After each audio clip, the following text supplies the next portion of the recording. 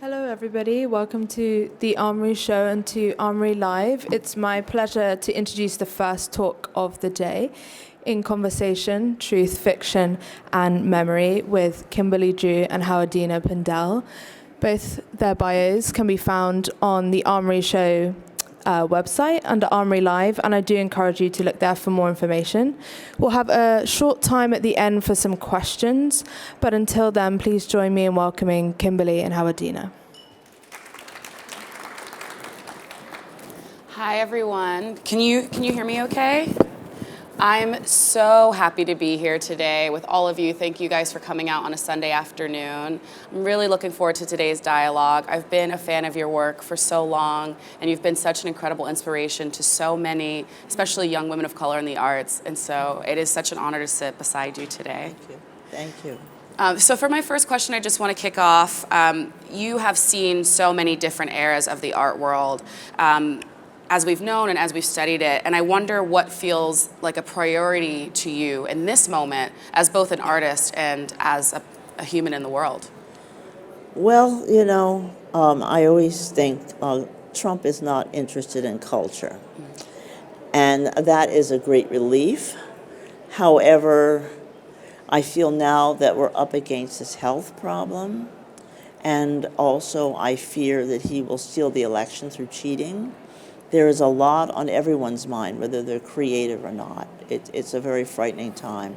I made notes. Memory is great in the title because I have no memory.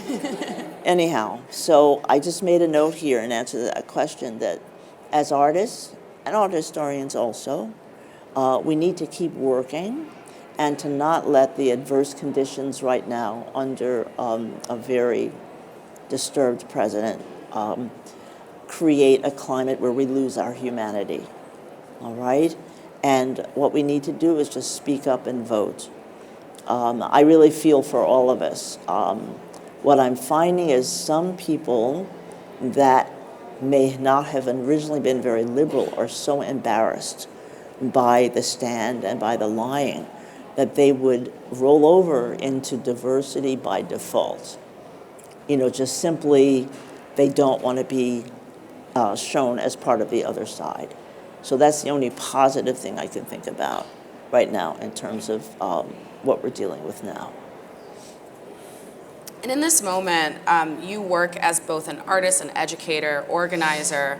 What do you feel is the most valuable lesson for artists to take away today? And also, what do you wish that people would focus on more as it relates to art?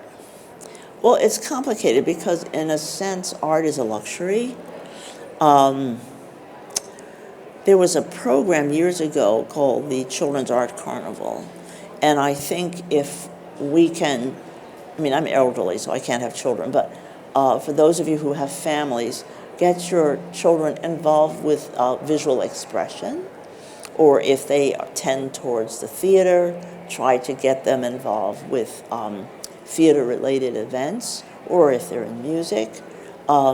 But I think that we shouldn't shut down because of what's going on, that we should, I have notes here about focusing on one's intuitive response to a work of art. There's something that I do daily, although I'm sloppy about it. I keep day pages. And I kind of learned that from a book called The Artist's Way, Julia Cameron. And it's a very helpful book for artists and writers if you have a creative block. But what she suggests is every day you write maybe 2 or 3 pages, just free thinking. And that helps you kind of get out of your head things that might be stopping you or making you unhappy. And it also sort of acquaints you with who you are and what you're feeling, instead of being in kind of like a free-floating anxiety. One of the things that I've started to do, simply because my gallery's been very good to me, is I'm now trying to be philanthropic, and if that's something that's a possibility for you, to reach out and help. Those organizations that you would like to support, like I'm now supporting the Studio Museum in Harlem's residency program for young artists. Artists, I'm not gonna say young, that's not fair. Emerging. Emerging, yeah. So that's how I'm trying to handle it. as well as to keep myself productive. One of the pieces I'm working on now is kind of a tough one. It'll be shown at the Shed in October. It's a piece about lynching, and it's pretty gruesome. Lynching, civil rights movements, and slavery. It's a video, a film. It's been 25 years since I've done a video. And then there'll be some paintings that are issue related. So that's one of the things I think helps, is to be absorbed in your work and to find that which helps you feel you're expressing the best of yourself. I wonder if I could ask a follow-up about that, because for you, you started making art at a very young age, and you were often encouraged by your educators at a very young age to continue to pursue your creative passion. And I think that that's an important issue to drill home, especially in the United States at this point, where there isn't a focus on arts education. There isn't a lot of encouragement, especially for young people of color, to participate in the arts. But it was at age 9, I think, where you had teachers who were teachers who were intervening and saying, you should take this kid to museums, you should get this kid more involved. Well, what got me to a museum is kind of funny. A family friend who would go to the museum found a mummy that looked like me in the Egyptian collection. And it turned out to be a Fayum, the cloth wrapping and then an encaustic portrait. So that's what got me to the Philadelphia Museum of Fine Arts, which is a very good museum. And that also introduced me to Duchamp, an 8-year-old child looking at Duchamp, like the Bride Stripped Bare, and there was this one piece I really loved called Please Sneeze or Why Sneeze, so that at a very young age I was shown work that was Dada, not quite surrealism, and then I was looking at, and I always wonder if that's what influenced me, text and image in Egyptian art. So I was sort of dragged to the museum, and after a while I would go willingly to the museum. It's so true. I was that kid as well, where I was like, okay, family trip, here we go. And then it took me a few years to realize, oh, I really enjoy the quiet. I really enjoyed having these like intimate encounters with work, and it can't go understated, the value of those moments. I wonder now, as you're working, what are moments of joy for you in the studio? What If I tell you, you'll laugh. Oh, tell me. I love punching holes. Don't ask me. And I love using a template, and there are different kinds of foam I'm using now, but I encase it in jade glue so it won't disintegrate. But I love tracing using a template and then just using tiny little scissors and cutting out ovals and circles, which I embed in the canvas. So it's just simple manual labor that I enjoy. And of course I enjoy, painting them when they're being embedded. So it's the actual physical labor that I enjoy. The issue-related pieces are different because they involve the intellect, and I love doing research. So, having to research for each piece, although some of the research isn't out there, In other words, a lot of people don't know that Columbus cut off people's hands if they didn't bring him gold, and he trained his dogs to eat human flesh, and that the Queen of Spain actually told him to please treat the natives, treat them well, which he didn't do. And so it got back to the Queen, and he was brought back to Spain in shackles, but he provided them with so much wealth, so much gold, that she forgave him. Wow. But the memory of this remains within the indigenous community. So one of the things I like to do is to put this information out there because it's not known. I mean, that's why people were fighting over tearing down the Columbus Circle statue of Columbus, because of the things he did. Yeah, so I like to touch on sort of, shall we say, under-recognized history. And on that note of truth, how do you contend with those moments? Because I'm sure there's an incredible weight that you feel, but as an artist, perhaps you still feel the duty to communicate and share. How do you move past what might be sadness or what might be weight? Abstract work, punching holes.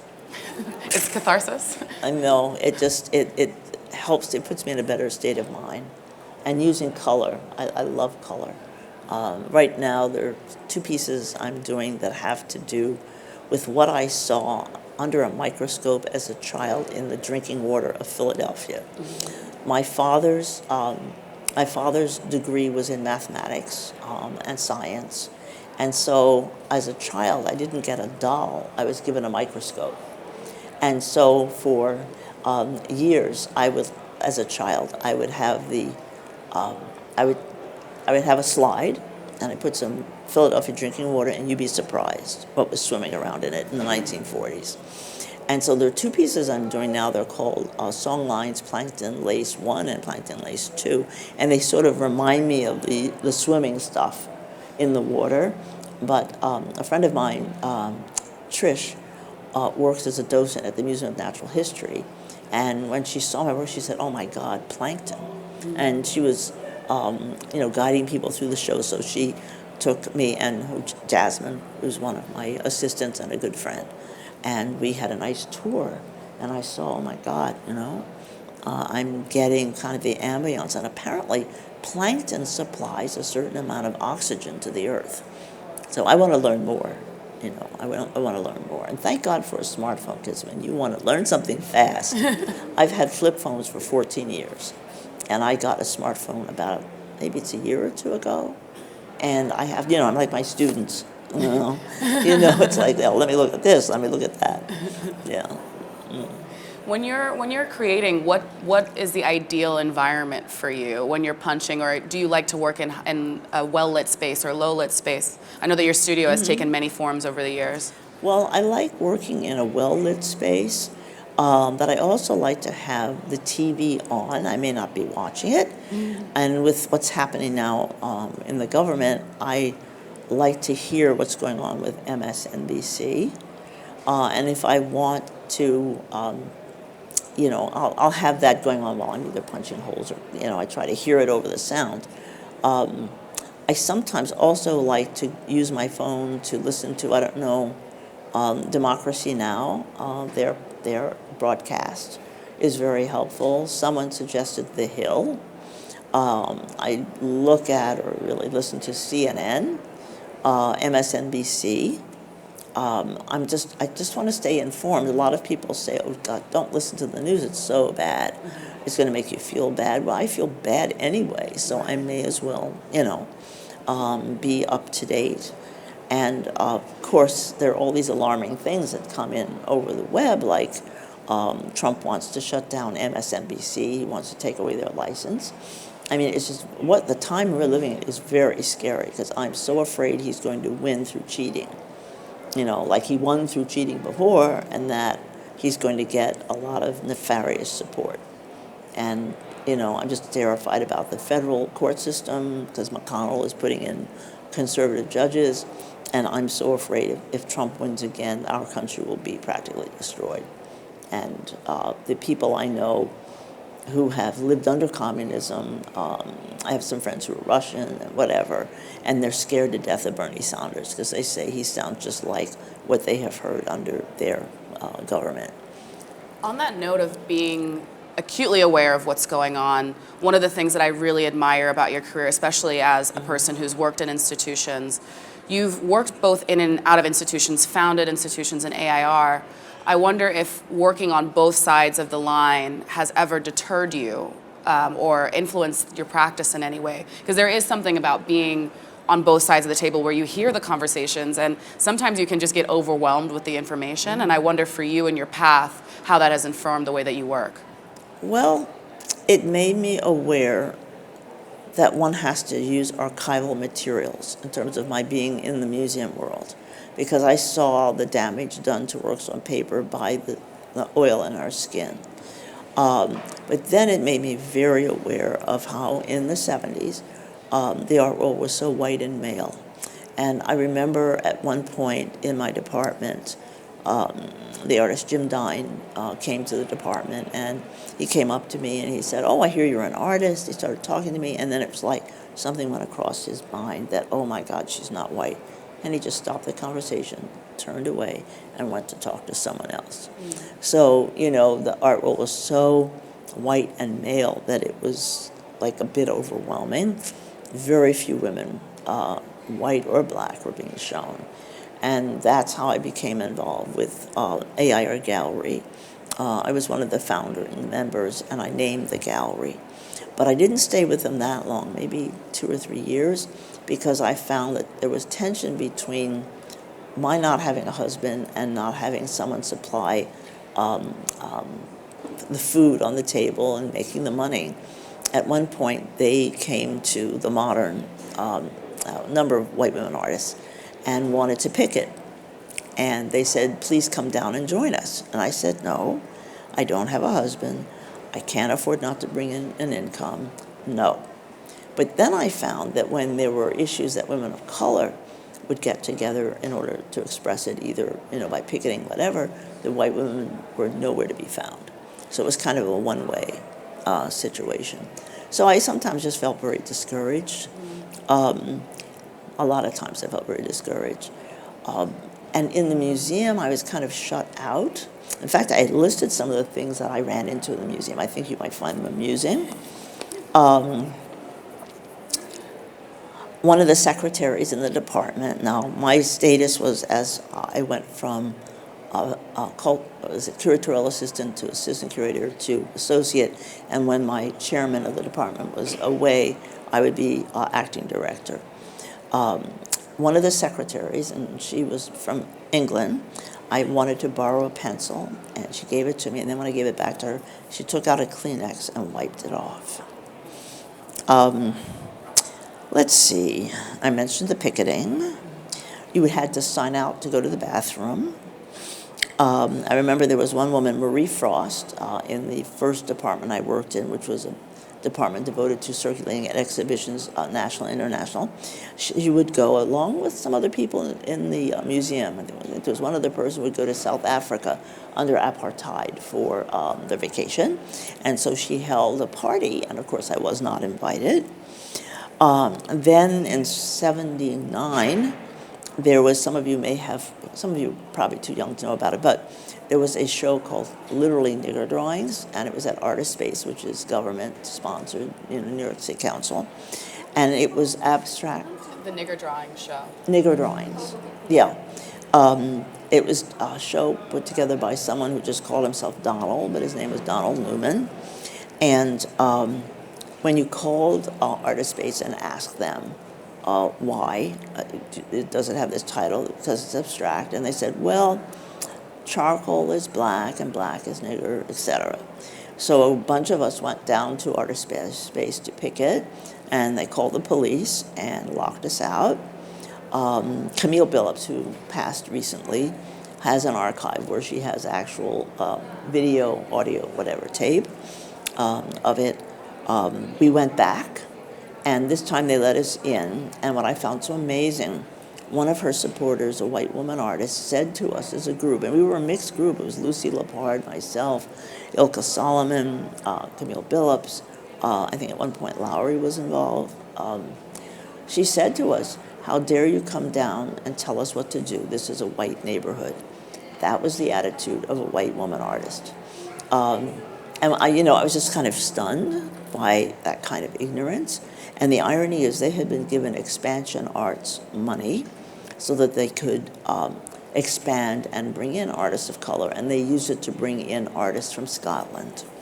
Could I just pause there? I wonder for you, what was the shift that happened between that moment when AIR women were coming to you and saying, let's go out and picket, and then switching to this moment in conflict with Artist Space, where you were really on the front lines and became very much like the face of this movement? Yeah. Well, I mean, a lot of people hated me. They said I was like Jesse Helms, which I thought was weird. I don't know how to answer that. I didn't, I was very disappointed in the women, in the women's movement, that, in fact, I really harassed a lot of them.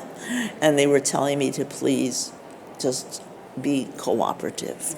In other words, don't bring up issues of race. Please stop it. And in time, it's interesting, the Guerrilla Girls did change, and they started incorporating issues about race. But some of the attitudes still remained with some of the white women. And one of the Asian women artists that I have known for years said to me she doesn't want to get involved with the women's movement because the attitude is we're white and we're in charge.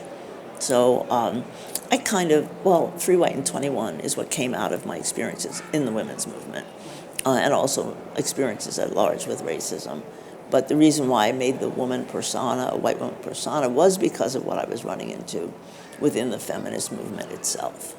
And for anyone in the audience who isn't familiar, Free White and 21 is a film that Howardena made in 1980. That highly recommend. It's available online. Seminal work of video art, but really tackles a lot of these issues around race and representation and womanhood, and the firm divide that appears between a lot of women of color and white women in the arts, even today. Yeah. I was just driven to do this film, and the new film I'm working on that's dealing with lynching and so forth, I'm not a video artist, I'm not a filmmaker, but there's certain things that I feel I need to do to reach out to the communities where, for example, Free White and 21 has legs. Because it's video, it can reach a lot of people, and I'm hoping that it's called Rope, Fire, Water, that this will have legs too, like the other, because it can, through the media, reach a lot of people. Because a lot of people didn't know that, it includes the Children's Crusade in Birmingham, Alabama, in 1963. And a lot of people don't know that the children who are out there, the fire department in Birmingham, Alabama, hosed the children with high-powered water, and it tore off some of their skin. So it talks about difficult things like that have not been let out into the public domain as simply either embarrassment or just hostility. Yeah.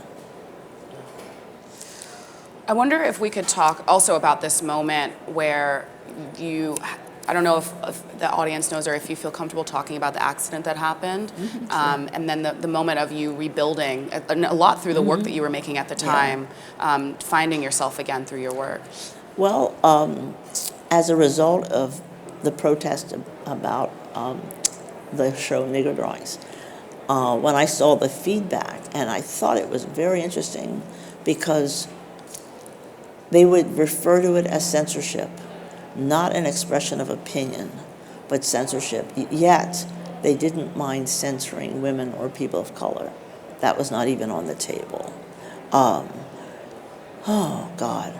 So, I don't know. I mean, I just kind of withdrew, and it was a turning point for me because when I've been at Stony Brook now for, believe it or not, 42 years. But when I went to Stony Brook, I quit the Modern, and I gave them plenty of notice. I got the job at Stony Brook, then I resigned. When I got to Stony Brook, I had a ride with, the art critic, Donald Cuspit. And there was a woman who was the wife of the head of the Fine Arts Center at Stony Brook, who was driving a large car who was on back medication. And she drove across the medium strip into oncoming traffic and hit us. Unfortunately, we weren't going very fast. We were slowing down at the light, but we were in a VW Bug. And as a result of a friendship I made at the Modern, one of the women I met had gotten a Fulbright, and she had knit for me this very thick wool hat. And she saved my life. As a result, instead of my skull being broken, it was just dented. I still have a dent there. But it also changed everything because my work was abstract up until that point. And then I started thinking, and I have this little funny saying I say, that you never know, you might wake up dead. So I decided I would start to put my life into the work in terms of things I care about, things that I'm concerned about. And I would say Free White and 21 was the first expression of that. And the work, again, started, like one of the earliest paintings after the accident was called Sati.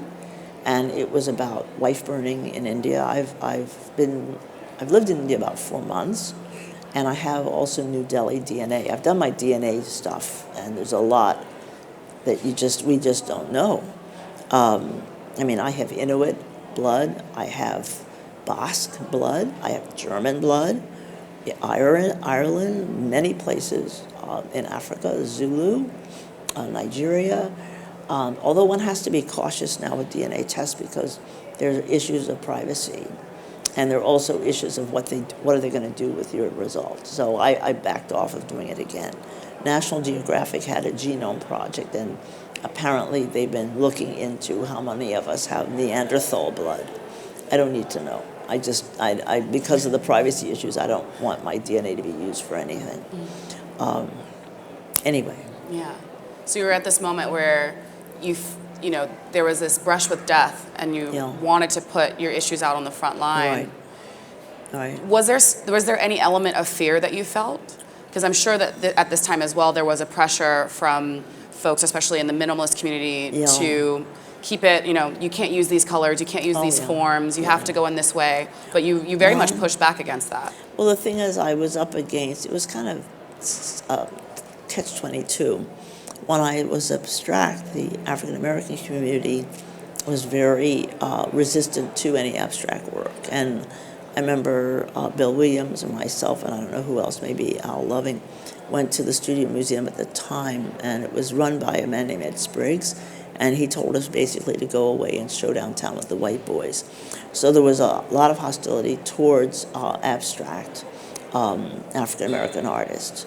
And then after the accident, I started using issues, I started dealing with issues of race and so forth, the tape being one of the main things I did. And then people backed off. But then people in the white community, I remember I got a review. That's why I'm so shocked, because I've gotten a lot of awards this year. It's the same work, That's why people say, "Why aren't you happy?" I'm stunned. I got a review in the New York Times, and the critic said that my work, and this was issue-related work, was shrill. And God knows what else, he said. But, it's like, it's so confusing. I mean, now it's like my work is accepted for being both abstract and issue-related, which is a relief. Yeah. But part of me is like terrified, like, what's going to happen next? Anyway. Well, I'm excited to see what happens next. I think we're in an interesting moment where there is, when we were on the phone yesterday, I described it as bloodlust, but there is this turn in the market towards focusing on the work of older women artists and Black artists. And I wonder, for you, especially as one of the darlings of this moment, I know we're going a little bit out of order now, but how you feel about this shift and how it's affecting the way that you're working or engaging. I'm not sure. I mean, I'm thrilled that there's interest, but then we have this interruption with the virus. And I don't know if that will stop the momentum, partly because the economy is very threatened by it. With the stock market going down thousands of points, the people that would normally be able to afford art may not be able to afford it anymore. And when I mention it sometimes to people, I say, oh, it's just temporary.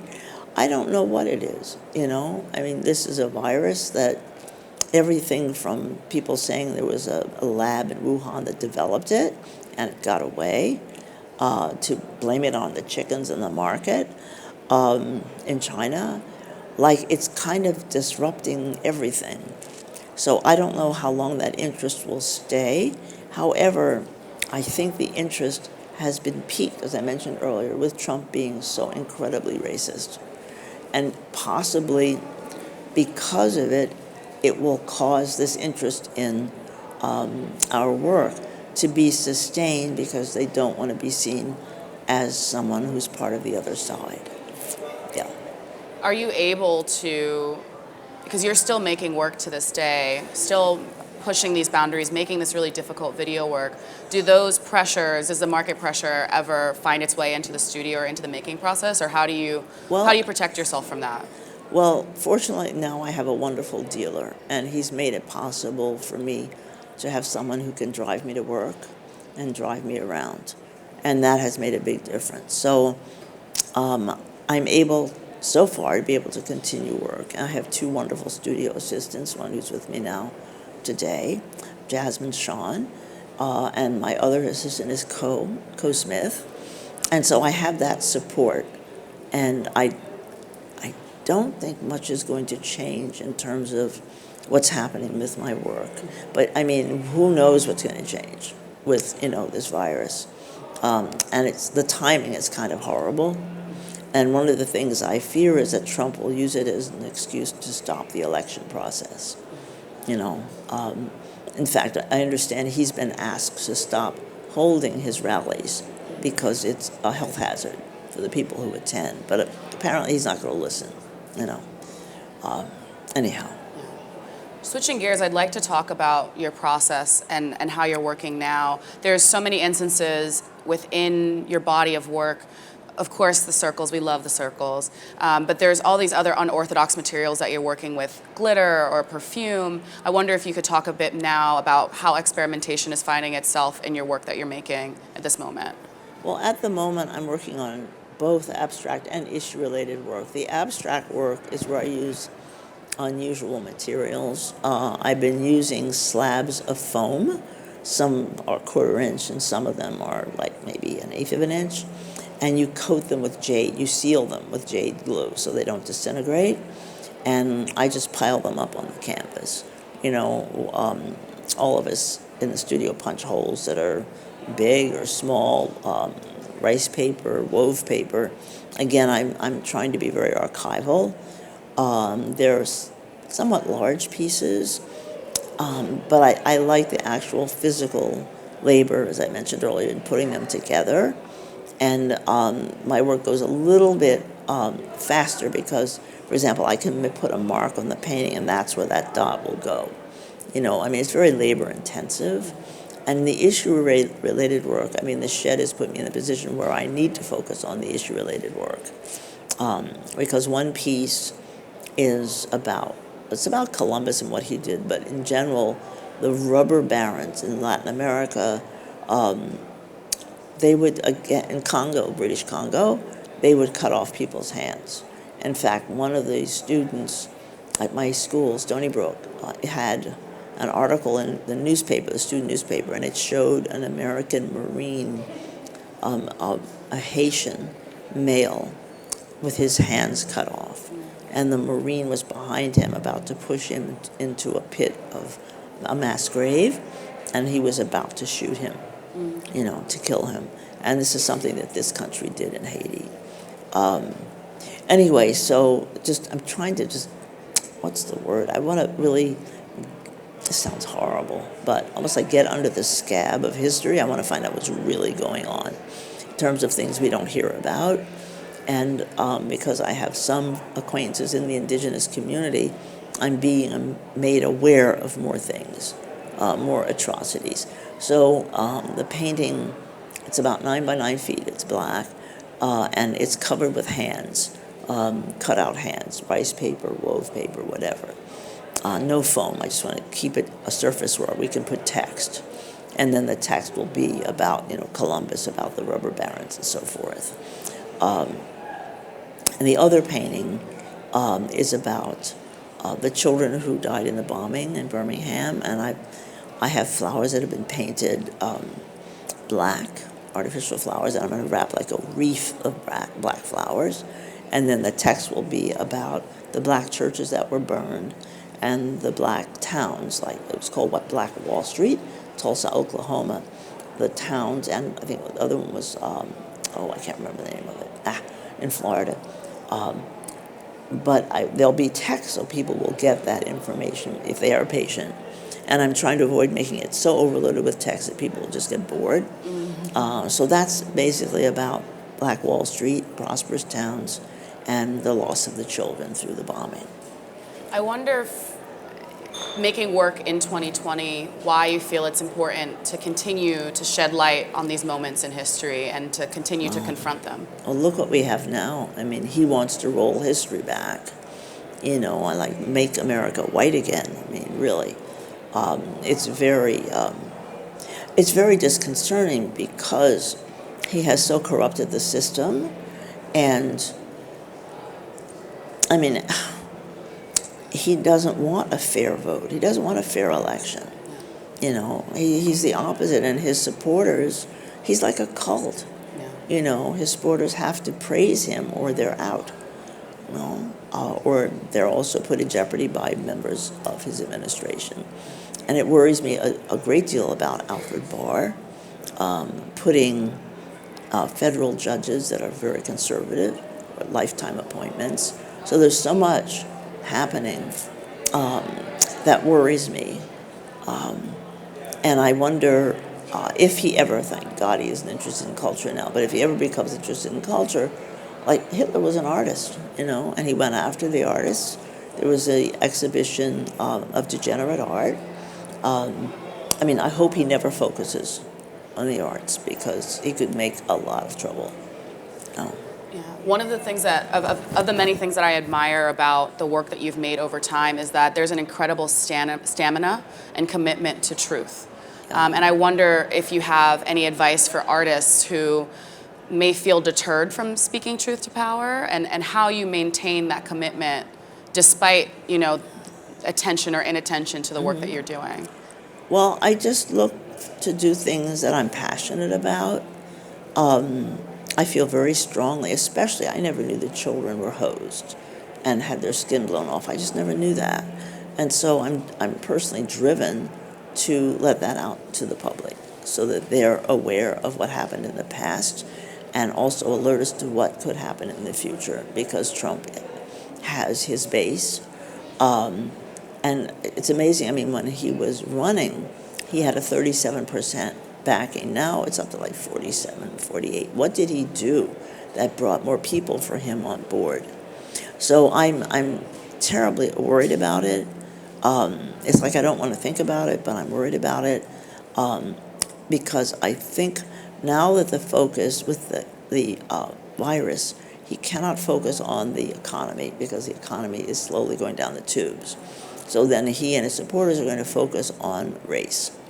And that does worry me, just how these, I've run into things like in residencies, like I was in a residency called, was it Blue Mountain. As a residency, it's a good residency. And there were people, private homes on the property. And there were two roads to my studio. One was a shortcut, and one was longer. So what they did for me, because I don't want to lose my strength, is they would walk. I would walk in front of the car. In case I got tired, I could hop in.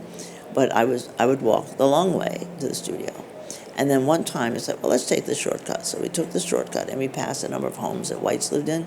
And before we got to the office, a call had already been placed to tell us, please do not walk on our road. We don't want you. And this is maybe 6 or 7 years ago. So a lot of this stuff is out there, and he's emboldening it.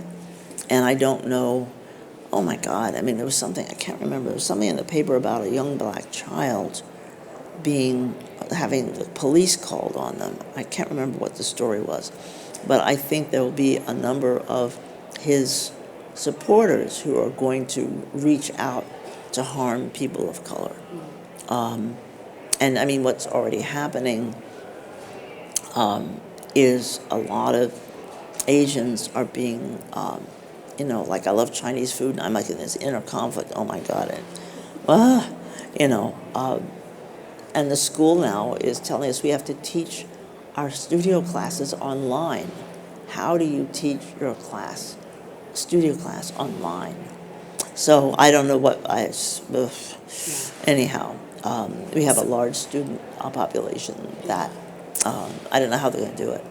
I wonder how, when we're going to close soon, but I wonder how you, as an artist, over time, because I think when the election happened, especially, so many of us, I know myself, I was looking to the elders in my family, I'm like, I'm so sorry that we're here again, that we're in this moment where I know that so many people have fought for progress, and it feels very much like we're stepping back in time. Yeah. I wonder for you, if there's any words of wisdom, if you feel like optimistic in this moment, I'm struggling for the words of it, but how we can continue to push forward, how we can continue to make sure that we're not compromising on our beliefs.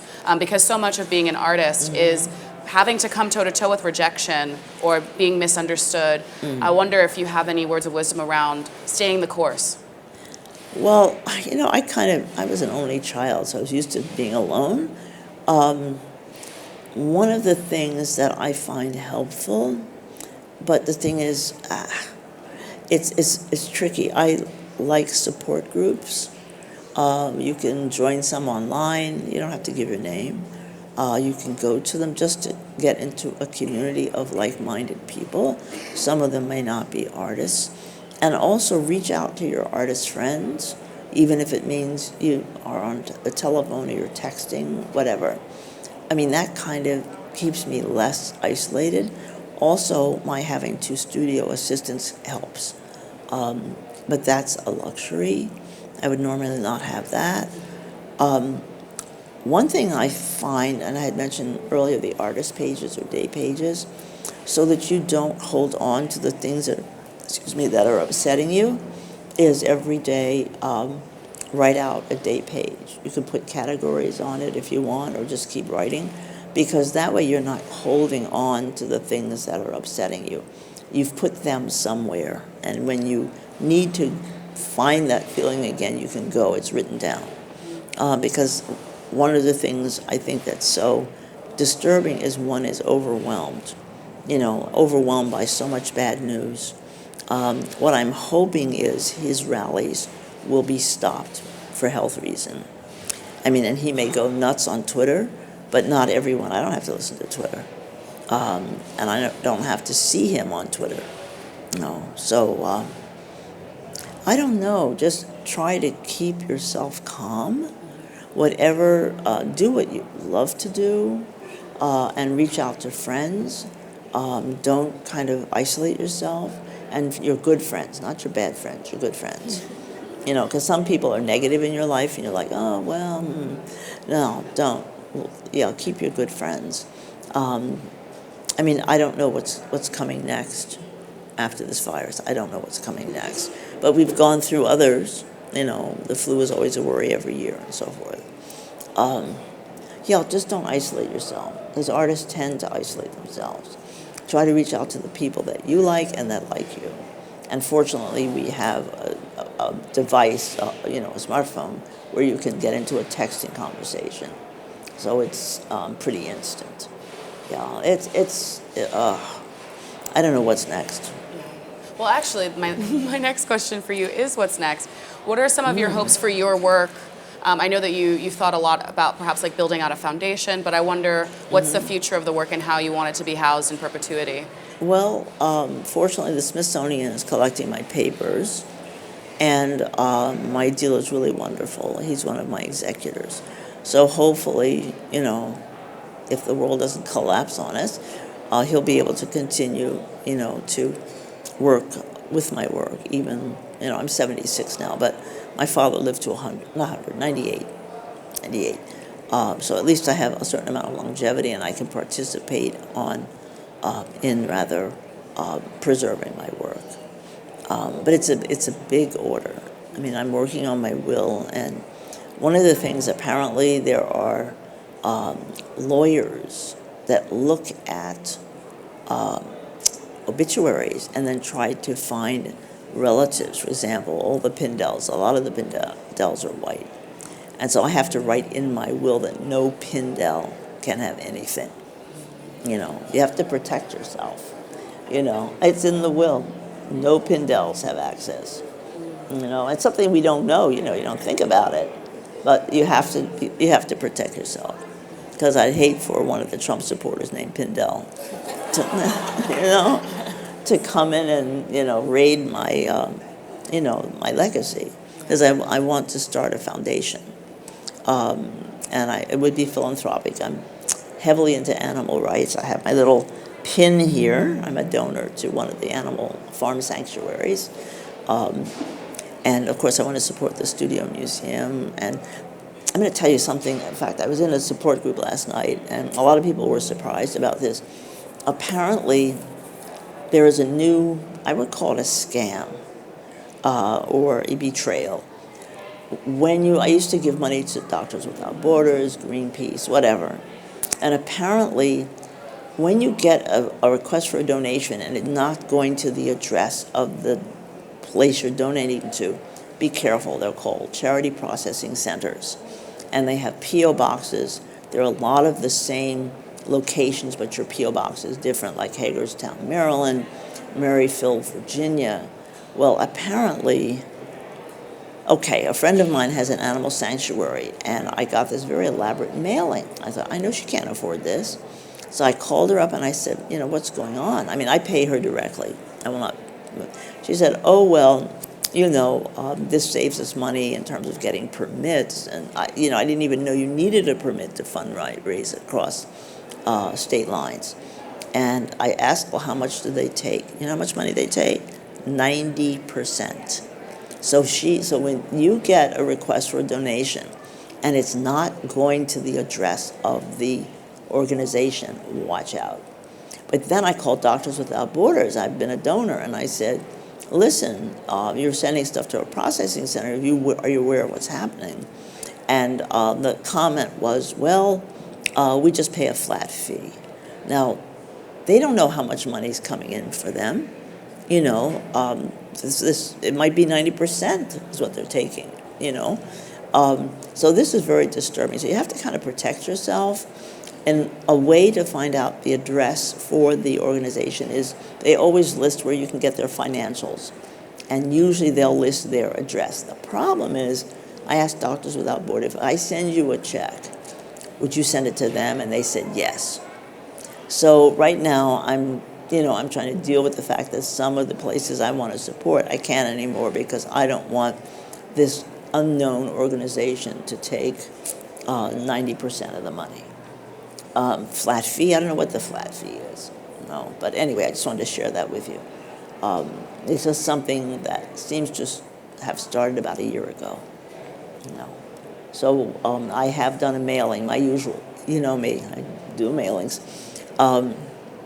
In fact, back in the 70s, I would do a mailing because I worked for the Modern, so I couldn't use my name, and I would refer to myself as the Black Hornet. But I've moved from Black Hornet to Concerned Citizen. So I've written this letter, and I'm sending it to all of the organizations that use these centers and list all the addresses. I don't list their names, all the addresses. And then I sent the same letter to the Charity Processing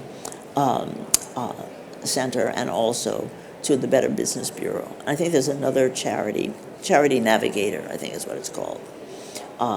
So I, there's always something. Yeah. There was something that you mentioned earlier about working with archival materials. Yeah. And while we're on the note of legacy, before we switch over, think about your questions if you guys have questions. I wonder if you could talk about materials and how when you're thinking about materials, how you approach them. Because I also know that you developed an allergy to oil painting, and I wonder if you could talk about what it means to make work to last. Yeah, it's funny because some of one of my assistants does not use archival materials. I'm just like, please, It's very important for the longevity of the work that you use 100% rag paper, BFK, Reeves, Arsh. Please use archival paper. If you use glues, please use archival glues and archival tape. The glue I use partly as a medium, is called Jade, Jade. There was another one, but it has a slightly cloudy appearance. Jade is clear unless you put it on something very, very dark. It's called El Vase. And the place, if you have any questions about longevity, about, literally your work lasting, the company to call, I believe they're located in Brooklyn now. They keep moving around. It's called Talas, and that's Talas. So you can call them and ask them, I have such and such I want to do. What is the archival? Also, a lot of you don't know, you can call the museums and ask for conservation and tell them you're an artist and I want to use thus and so, and they can tell you whether it's safe or not. I developed the allergy to oil paint because when I was going to school in the 60s, we were trained to use lead white. And I remember when I was at Yale, I was cooking up this pot of medium. It's a beautiful medium. It's lead white, wax, saponified wax, and I think linseed oil, whatever, and what I was making, and I didn't know it, I was smelling arsenic fumes. So I never let the students, lead white has a new name, or not new name, but Crimnance white and flake white, that's bad stuff. And there are some colors that contain lead, like Naples yellow. And there's one color that's exquisitely beautiful. It's called cobalt violet. It looks like ice cream, but it's arsenic. So you have to become aware of what colors are toxic if you use oil paint. But I don't think they make lead white in acrylic. I mean, acrylic in a way may be safer, but you should still use ventilation. And one of the problems I'm facing now with this teacher class online is the students can't use oil paint in the dorm. You know, you shouldn't really sleep in the same room. So I don't know. I don't know. Anyway. But lesson for everyone, use archival materials. Yeah, no, you need to, because you want your work to last. You know, when you go to the Met or whatever and you see things that are hundreds of years old, back in the old days, they ground their own paint, and they used different minerals, and the things lasted. I mean, the color's amazing. One of the artists that I admire greatly for stamina is Michelangelo, lying on his back doing the ceiling for 20 years. You know, so when I feel discouraged, I think, you know, stamina. And he lived to I think he died in his 90s. You know, I mean, in those days, that was probably amazing. And anyway. Wonderful. So I think we'll open it up to questions now. We have a microphone that we can bring over to folks. Thank you so much. Oh, you're welcome. I hope it's all right.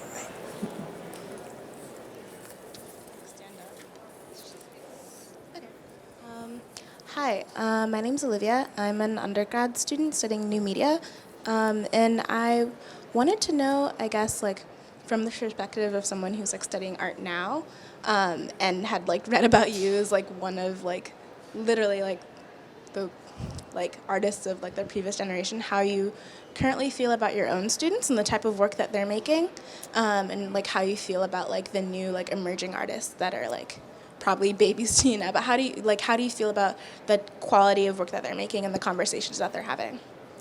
Okay, I only have one Asian graduate student. The rest of them are all white, male and female. Undergraduate, I have a very diverse classroom.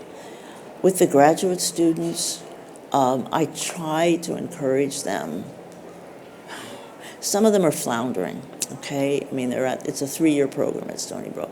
And the 3 years helps because if you're floundering the second, you're in trouble if you have a 2-year program. But I just try to sit down with them for like a half an hour or so when they want to critique. And I try to make them aware of other, for example, there's a book, I can't even remember the name of it, it's huge, it's about that thick, at Duke University Press, writings by other artists. I really suggest reading writings by other artists. The only problem is that everything is so limited because it's often only white artists you're going to read about. When I went to the Studio Museum open house, I was just really thrilled to see the work because they were taking chances. And one of the things I would encourage all artists to do is take chances. I don't mean with your health, don't take chances with your health, but in fact, what I do is I keep, although I've been sloppy about it lately, I keep something I bought at Staples. It's like a journal, a spiral bound, and at the top it says date, and it's kind of like an off-white color, and I can't remember, I think it's partially gridded. And when I have an idea, I write it down. And I suggest that for all my students. Also, if, for example, you're still in school and you have a critique, write it down. See if the teacher will let you record it, or have another student write it down for you. Okay? Because the reason why I say that is, suppose you get a negative critique and you're like, oh my God, this is awful. And you keep thinking about it. If you write it down, it'll be less upsetting. Because you know you have it somewhere. If you want to refer to it, you can. But you don't have to like clamp onto it in your mind. We did have one, actually it was from the Caribbean student, and it's interesting, and it's sad, because she was used to being in an all non-white community. And shall we say Suffolk County is not the best. They found Klan robes in one of the churches. And at one point there was a Klan rally, and the police told the policemen, if any of you are in the in the rally, you're fired. They had to cancel the rally because so many of them were Klan.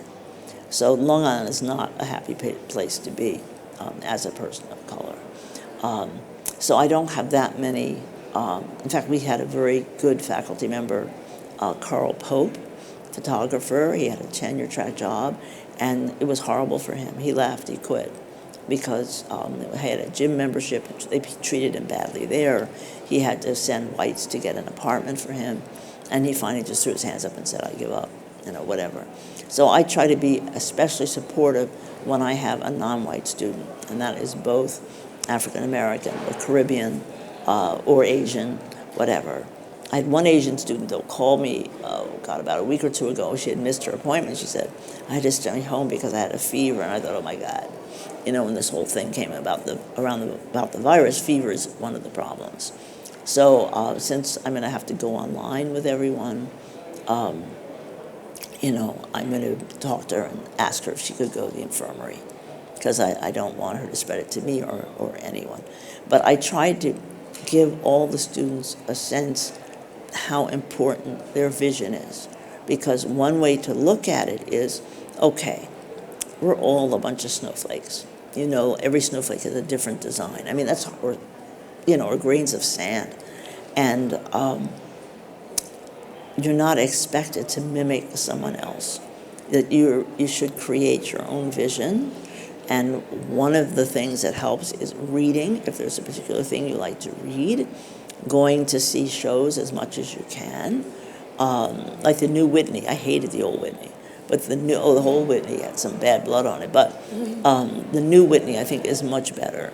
Even though there was that controversy earlier, they did try to solve it rather than, I remember there was a show at the Whitney in the other building and on Madison, and they had a Kara Walker show, and I found Kara Walker very upsetting myself. But one of the viewers, they had a blog for the show where you expressed your opinion, and he put his opinion online on the blog, and they censored him. They took it all out of the website. So he then opened his own blog to express his opinion. So the museums have been, shall we say, protective of their reputations by simply censoring out uncomfortable opinions. Now, I don't know, it seemed like they did do something that involved the artist putting out a very clear statement and a promise that she would never sell the painting. So the Whitney responded, rather than shutting out the controversy, they let it come inside the building. And it was expressed by someone, I think, standing in front of the work, and then eventually they had a statement from the artist. So I'm hoping that people are going to be more sensitive because of what's happening. I'm kind of counting on people to be a little more empathetic and sensitive to how people from other cultures or who look different from them, to just be more friendly, empathetic, really caring about other people, because we have a really difficult thing happening now. Did you want to ask me a question? Yeah, can you need a mic, okay? This is the last question because we're still. Yeah, okay. Okay, I'm going to be quick. Sorry. Hello. My name is Nada Ode, and I'm from Syria. And I'm an artist and a curator. And actually, right now, I'm in a challenge where I have a lot of art that express the Syrian humanitarian crisis. But at the same time, I'm not sure if this is what's America right now is struggling with the Trump issues and political situation and elections, and I'm not sure how do I go through this and still express what I'm passionate about, because I have to still express the Syrian crisis, especially women in exile like myself and other women. So what is your what do you think about that? How do I continue doing that? It's a very difficult position to be in, because you're very isolated, and I don't know if you form friendships of people around you. I have been actually mourning the condition in Syria, and there was something I read about where they had floods in the camps, and the children are freezing to death. I mean, it's just horrendous. I am trying to think where you could find a safe space. I don't want to say Artist Space because of what they did. It's a nonprofit. What's your medium? Acrylic? Okay.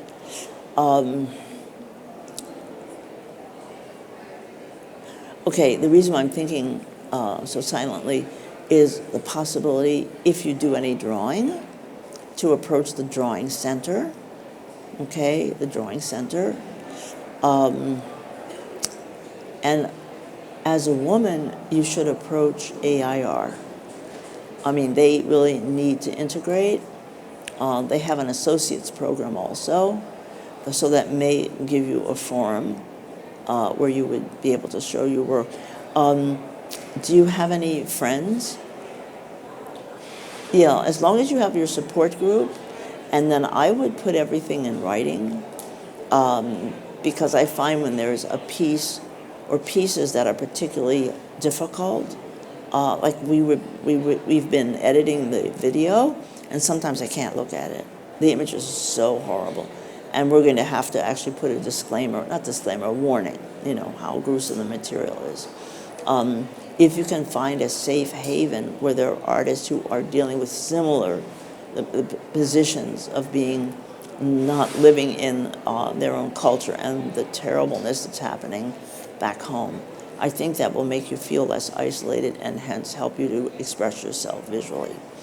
I don't know of a commercial gallery that is that brave, you know, that welcomes, I mean, like, I have this long history in New York, 50 years, and so now the things that people were kind of really enraged at, now they're complimenting me, and I'm like, so what's happening? You know, it's very confusing.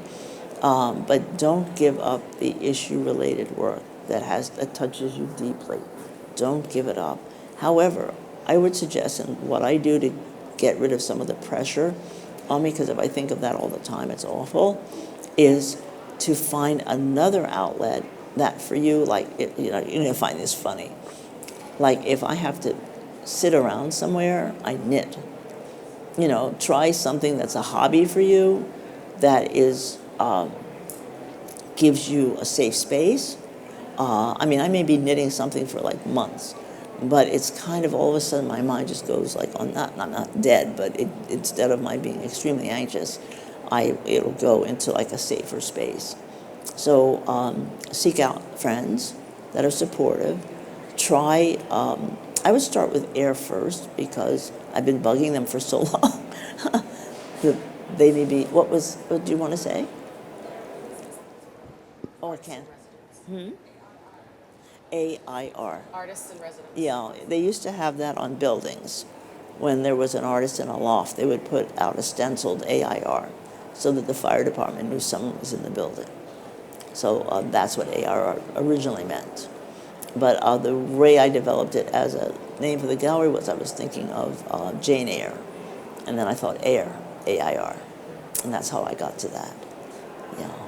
So seek comfort, I'll put it that way.